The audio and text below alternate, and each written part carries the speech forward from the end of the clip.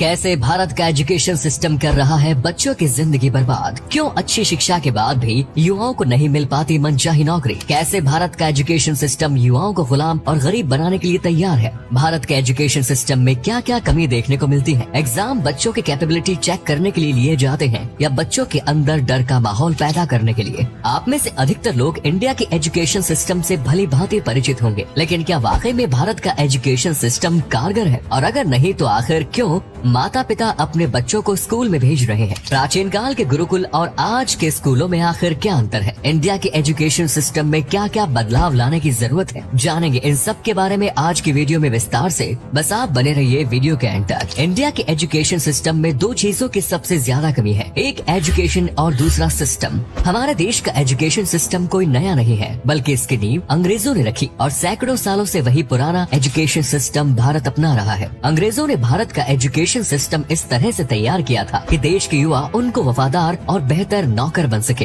अंग्रेजों की गुलामी कर सके। इंडिया के एजुकेशन सिस्टम में इनोवेशन के बारे में कोई नई बात नहीं की जाती। बच्चों को केवल रट्टा मारना सिखाया जाता है और जो बच्चा किताब में लिखी हुई बात को हूबहू रटकर पेपर में लिखाता है उसे ही टॉपर घोषित कर दिया जाता है। इंडिया के एजुकेशन सिस्टम में बच्चों से जवाब तो मांगे जाते हैं, लेकिन उन्हें सवाल पूछने का अधिकार नहीं होता। यदि कोई बच्चा एक चीज 2 बार पूछ ले तो टीचर उसे धमका कर चुप करा देता है, या फिर कोई बच्चा यदि ज्यादा सवाल करे तो उसे तो टीचर क्लास से बाहर ही निकाल देता है, क्योंकि टीचर्स के पास बच्चों के सवालों के जवाब नहीं होते और साथ ही कम समय में उनके ऊपर ढेर सारा सिलेबस कंप्लीट करने का बोझ भी होता है। शिक्षा कोई भीख नहीं है, बल्कि ये तो हर व्यक्ति का बेसिक राइट है जिसे मुफ्त में दिया जाना चाहिए।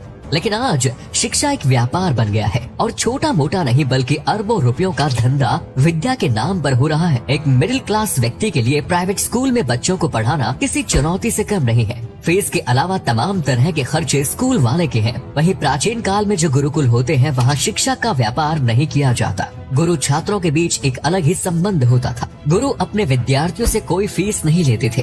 हालांकि शिक्षा पूरी होने के बाद गुरु दक्षिणा देने का प्रावधान था, लेकिन उसे आज की फीस प्रणाली से कंपेयर नहीं किया जा सकता। आज स्कूलों में केवल बच्चों को किताबें रटवाई जा रही हैं। इतिहास के नाम पर पानीपत के युद्ध कब हुए थे और मुगलों का शासनकाल कैसा रहा, सिर्फ इन चीजों पर ही फोकस किया जा रहा है। इन चीजों का बच्चों की वास्तविक जिंदगी से कोई लेना देना नहीं है। जबकि गुरुकुल में विद्यार्थियों को जीवन जीने का मूल मंत्र सिखाया जाता था। कैसे अच्छा इंसान कैसे बनना है, कैसे दूसरों की मदद करनी चाहिए, जीवन का उद्देश्य क्या है, इन सब बातों पर जोर दिया जाता था। आज कोई भी बड़ा और अच्छा स्कूल कमजोर विद्यार्थियों को अपने यहाँ एडमिशन नहीं देना चाहता। यहाँ पर कमजोर और होशियार विद्यार्थियों की पहचान मार्क्स के आधार पर की जाती है। हो सकता है कि जो बच्चा एकेडमिक्स में ज्यादा अच्छा ना हो वो अन्य एक्टिविटीज में आगे निकले, लेकिन बच्चे की उस काबिलियत को फिजूल कहकर टरका दिया जाता है। वहीं गुरुकुल में एक एक बच्चे पर गुरु विशेष ध्यान देते थे। आज स्कूलों में बच्चों को केवल थ्योरी के बारे में पढ़ाया जाता है। प्रैक्टिकल नॉलेज के बारे में स्टूडेंट्स को कोई जानकारी नहीं होती। न सिर्फ स्कूलों में बल्कि देश के 90% कॉलेज और यूनिवर्सिटीज में भी यही हाल है। आज हमारे देश में 1000 से अधिक यूनिवर्सिटीज और 15 लाख से अधिक स्कूल मौजूद है, लेकिन चुनिंदा स्कूल और कॉलेज को हटा दिया जाए तो अधिकतर स्कूल कॉलेज केवल खाना पूर्ति और डिग्री बांटने के लिए चल रहे हैं। इन स्कूलों और कॉलेज में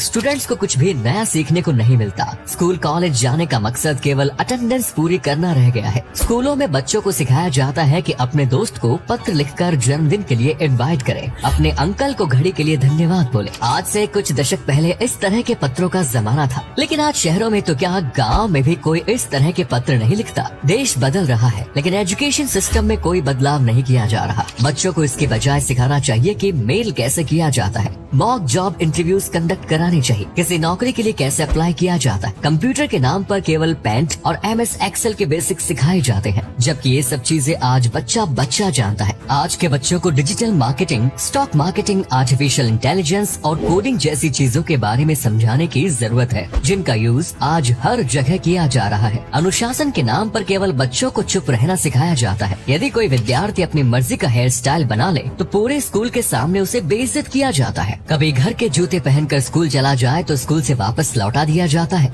बच्चों की मजबूरी या फिर उनके मन की सुनने की कोशिश नहीं की जाती। चुप रहने से बच्चों में अनुशासन नहीं आता। इससे केवल मूक नौकर ही पैदा होंगे। वे खुलकर कभी भी अपनी बात नहीं रख पाएंगे, क्योंकि जब उन्हें बोलना चाहिए था उन्हें जबरन चुप करा दिया गया। आज स्टूडेंट्स से लेकर माता पिता तक हर किसी की सोच यही है कि बच्चों को नौकरी के लिए पढ़ाई करनी चाहिए, क्योंकि यदि डिग्री नहीं होगी तो जॉब नहीं मिलेगी। लेकिन इतनी पढ़ाई करने के बाद भी आज युवाओं को नौकरी नहीं मिल रही है। MBA और इंजीनियरिंग की डिग्री लिए लाखों युवा बेरोजगार घूम रहे हैं। वास्तव में एजुकेशन नौकरी के लिए नहीं बल्कि जिंदगी को बेहतर बनाने के लिए जरूरी है। एजुकेशन में भी केवल मैथ्स और साइंस जैसे सब्जेक्ट्स पर ही फोकस किया जाता है। जो बच्चा मैथ्स और साइंस में अच्छा होता है वो होशियार होता है, और जो बच्चा क्रिएटिव हो, ड्राइंग और आर्ट्स में अच्छा हो, उसे किसी श्रेणी में नहीं रखा जाता, क्योंकि आज भी यही माना जाता है कि क्रिएटिविटी से आखिर नौकरी थोड़ी मिलती है। डॉक्टर इंजीनियर बनना है तो मैथ्स और साइंस जैसे सब्जेक्ट ही पढ़ने पड़ेंगे। लेकिन आज क्रिएटिव लोगों की मार्केट में सबसे ज्यादा डिमांड है। वेब डिजाइनिंग से लेकर ग्राफिक डिजाइनिंग तक हर जगह क्रिएटिव माइंड की जरूरत है। आप इस समय हमारी ये वीडियो देख रहे हैं। इस वीडियो को भी क्रिएटिव टीम ने ही मिलकर तैयार किया है। स्पोर्ट्स और अन्य एक्टिविटीज को आज भी सिर्फ हॉबी के तौर पर देखा जाता है। स्पोर्ट्स को फुल टाइम पैशन के तौर पर ना तो टीचर्स एक्सेप्ट करते हैं और ना ही स्टूडेंट्स के माता पिता। एजुकेशन सिस्टम इस प्रकार का होना चाहिए जो विद्यार्थी जिस फील्ड में अच्छा है उसे उसी फील्ड में जाने के लिए मोटिवेट करना चाहिए। और यदि जल्द ही उस सोच में बदलाव नहीं किया जाएगा तो आने वाले समय में देश को सचिन तेंदुलकर जैसे महान बल्लेबाज कैसे मिलेंगे। जो 10वीं फेल है, कोई सिंगिंग में अच्छा है तो वो मैथ्स और साइंस पढ़कर क्या करेगा। मैथ्स और साइंस की बेसिक जानकारी सभी को दी जानी चाहिए, लेकिन एडवांस लेवल पढ़ने के लिए उसे प्रेशराइज नहीं किया जाना चाहिए। आज कई सरकारी स्कूलों की हालत ऐसी है कि उन्हें देखते हुए भी शर्म से आंखें झुक जाती है। स्कूलों में टूटे फूटे टॉयलेट्स है। ग्रामीण स्कूलों में तो बेंच ही नहीं है। बच्चे आज भी दरी पर बैठकर पढ़ने को मजबूर हैं। कई स्कूल तो ऐसे हैं जहां टीचर आते ही नहीं। पूरे स्कूल में केवल 1 या 2 टीचर हैं और वहीं सभी सब्जेक्ट्स केवल औपचारिकता के तौर पर पढ़ा रहे हैं। बच्चों को इतना अधिक होमवर्क मिलता है कि उनके पास अन्य कुछ करने के लिए समय ही नहीं बचता। स्कूलों में 6 से 7 घंटे पढ़ने के बाद घर पर आकर पूरा दिन होमवर्क करना पड़ता है। किताब में लिखी बात को नकल करके कॉपी में लिखने से बच्चे क्या सीख जाएंगे,